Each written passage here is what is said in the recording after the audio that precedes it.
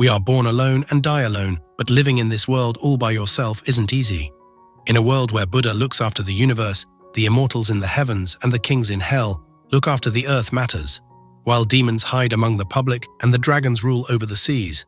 Everything seems to be in balance, but things change suddenly. On a dark night, a stone breaks and gives birth to a monkey. It's not like any other one. Monkey is gifted with special powers like his laser eyes. He even disturbs Lord Jade in the sky. He's the architect of the universe and the lord of all the immortals. Jade doesn't like the disrespectful behavior of Monkey and decides to punish him.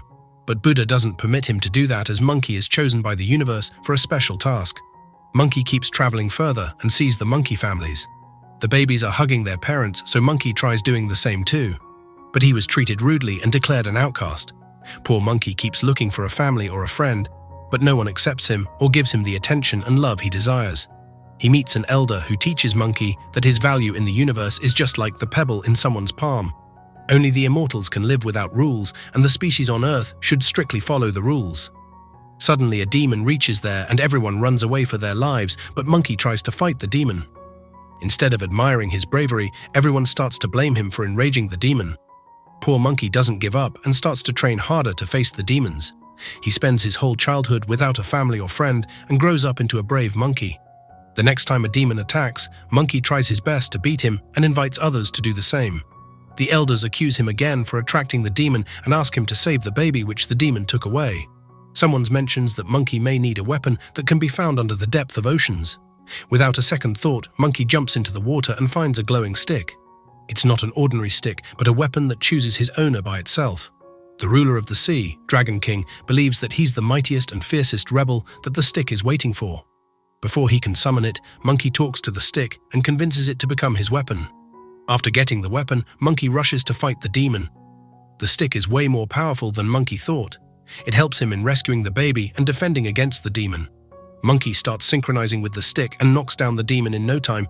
He brings back the baby and the tribe starts to worship him. Finally, Monkey is getting acceptance, but the elder doesn't like it. He still calls Monkey useless and says he needs to knock down at least 100 demons to get noticed by the immortals. Monkey takes this criticism as a challenge and gets on the journey to fight 100 demons.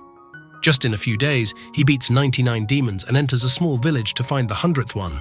He greets all the villagers and introduces himself as the Monkey King. No one takes him seriously and wishes to have a real hero. Suddenly, a young girl named Lin reaches there and starts calling Monkey an unbeatable hero.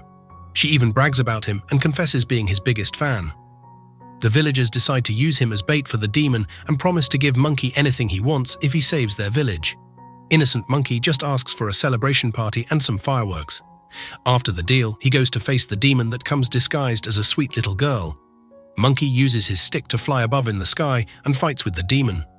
Their war results in several shooting flames that start burning down the village. The villagers try their best to put out the fire but fail. Monkey successfully knocks off the demon but destroys the whole village. As promised, the villagers give him a celebration party anyway. Monkey excitedly waits for the immortals to notice him, as he has already defeated 100 demons. Nothing happens at first, but then the clouds start to thunder. It's not the immortals, but the Dragon King who came to get the stick. Lin offers his assistance to Monkey, but he prefers working alone. While they were talking, the Dragon King's loyal slaves stole the stick and ran away. Monkey runs after them and gets back the stick, but he slips down the cliff and almost loses his stick again. Luckily, Lin saves the stick and gives it back to Monkey. She tried her best, but Monkey still doesn't want her help. He even calls Lin a useless pebble. Monkey can't wait anymore for immortals to notice him, so he decides to find another way to get immortality.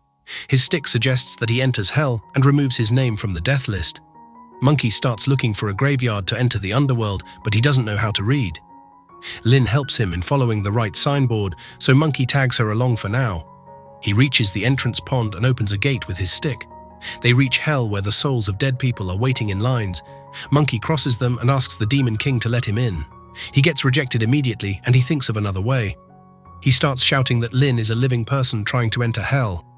Once everyone gets distracted, Monkey sneaks inside. Lin makes up a story about her death and luckily gets accepted to hell. She follows Monkey and complains about using her. Monkey doesn't bother to apologize and orders Lin to find his life and death scroll. The Demon King is carrying them with himself and he attacks Monkey. While they are fighting, Lin finds the right scroll and helps Monkey in crossing his name. He gets really happy to become immortal and even informs Lord Jade. However, he has just become half immortal. To attain complete immortality, he must read the Book of Everlasting Life. Luckily, it's resting nearby, and Lin grabs it immediately and escapes the hell with Monkey. After getting in a safe zone, Monkey orders Lin to read the book and finds the solution as soon as possible. She requests some time to concentrate and uses this as a chance to communicate with the Dragon King. Yeah, she's deceiving Monkey. A few days ago, Lin was praying hard to the Immortals to grant her village with rainfall. It was suffering from drought and might die of hunger. Suddenly, she noticed that Dragon Kong was passing by, looking for Monkey. Lin dropped on his feet and begged to grant her wish. She offered to do anything in return. The evil king ordered Lin to follow Monkey and win his trust, and when she gets a chance, steal the stick and give it to Dragon King. Lin agreed for the sake of her family and village. Dragon King asks her to bring Monkey to a place where a trap will be set up to steal the stick. Lin tells Monkey that there's a peach tree whose fruit will grant immortality. Monkey excitedly carries her on his back and rushes towards the peach orchard. Due to his high speed, Lin accidentally falls off and gets stuck on a tree. She regrets her decisions and waits for her death. Monkey has already gone quite far when he realizes that Lin is missing. Luckily, he finds her in time and saves her from hitting the ground. Meanwhile, Dragon King teaches his slaves how to act like harmless bees and lure Monkey into eating the poisonous peach that will put him in a deep sleep. As soon as Monkey reaches there, the slaves offer him to eat the peach. Monkey finds it suspicious and asks the slaves to eat it along with him. They both feel dizzy and blurt out strange things. Dragon King jumps in to steal the stick, but Monkey stuffs his mouth with the poisonous peach. Dragon King also starts acting like he's drunk and leaves with his slaves. Monkey is out of his senses and keeps saying weird things. He accepts Lin as his assistant and even calls her a family. Lin feels really touched and guilty at the same time. Suddenly, Monkey falls unconscious, and Lin recognizes it as a good chance to complete her mission and steal the stick. Before she can do that, Monkey wakes up again. He refuses to accept that he called Lin his family and asks her to leave him now. Lin gets frustrated and calls Monkey a selfish, proud beast who will be eventually left alone. Monkey starts to feel bad, but suddenly his attention diverts to the Book of Everlasting Life. Its cover has the picture of immortal Wangmu, who may have all the ingredients to make the immortality potion. Monkey reconciles with Lin and they fly to the heavens. Afterward, they break in Wangmu's palace and start looking for the right ingredients. Monkey accidentally eats the wrong pill and turns into a baby. He destroys half of the lab and gets stuck in a cage. It's a good chance for Lin to run away with the stick, but she feels pity on the little monkey. Lin brings him out and hugs him. Monkey has been yearning for this warm hug for a long time. Loneliness and rejection have made Monkey so selfish and insensitive. Lin can't stay for long as she must save her village. She was about to leave, but Monkey turned back to normal. Lin has to stop and help in making the potion. They are halfway through, but Wangmu interrupts them. She gets furious to see her lab in such a mess. She attacks the intruders, but Monkey keeps fighting back. Meanwhile, Lin keeps making the potion and stirs it with the stick. She gives it to Monkey, but before he can drink it, Wangmu breaks the bowl. She captures Monkey and suggests that Lin may go away with the stick. Lin leaves the palace, but she can't leave his only friend to die. She returns back and tells Monkey to lick the immortality potion left on the stick. Monkey becomes unbeatable and grows in size. His eyes turn red and he wants to face all the immortals. Lin tries to calm him down, but he doesn't listen. Lin eats a teleporting pill and starts falling down from a height. To save her, Monkey leaves his battle. Lin asks him to accept that he cares about her. Otherwise, he wouldn't have come. Monkey still doesn't want to accept and would like to continue pursuing his goal of conquering heaven. Now that he's immortal, there's no more limits for him. His thirst for challenges will never end and he'll never be satisfied. Monkey starts to reconsider his decision and wonders if immortality is actually a good thing. Lin believes that Monkey should find his happiness in something else like helping others. Or helping her village. Monkey says it's way too mediocre for him. He's born to do bigger things. Lin feels disappointed because she can't help her village by herself. She had read her own life scroll too that said she wanted to make a difference, but died a commoner. Monkey doesn't understand her point and advises her to be selfish like him. If she wants anything, then she should just take it instead of asking. Lin accepts the suggestion and continues her mission of stealing the stick.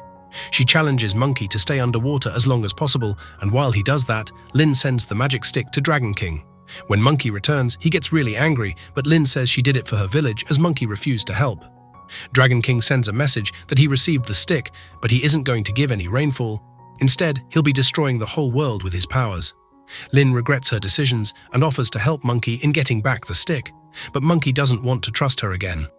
Meanwhile, Dragon King officially receives all the power of the magic stick and turns into a huge beast. He's about to drown the whole village, but Monkey gets in the way. The war begins, but Monkey can't survive for long without his stick. Lin lies to Dragon King about Monkey's weakness and suggests he use lightning to attack Monkey. Lightning actually makes him stronger and Monkey gets back his stick. He defeats the Dragon King, but the power has taken over his mind. He's going to destroy everything. Suddenly, Buddha appears to punish Monkey, but Lin gets in the way. She believes he's just a lonely monkey who yearns for love. Buddha embraces Lin and gives her the task of controlling Monkey. While hiding in Buddha, Lin challenges Monkey to try getting away from his palm. Monkey flies really high and believes that he reached the edge of the universe. In reality, he hasn't left Buddha's palm at all. To help him learn, Buddha wants to send him on the path of meditation and self-reflection. Once he experiences having nothing, then he'll realize the value of having everything. Monkey's life scroll is empty and he'll write it by himself. Lin doesn't want Monkey to go away, but Buddha says he'll come back when the world will need him. Lin is dropped back on the ground, but people witnessed the miracle and started respecting her, while Monkey is sent to a stone cave. Lin gives him the magic stick and wishes him the best of luck for his next challenge. 500 years passed by, and Monkey finally reached the time he was born for. The humans break the cave and request him to save them from the demon's attack. Monkey grabs his stick and gets ready to defeat the enemy. No one's useless in this world. Everyone has a purpose and may serve it at the right time, in the right place.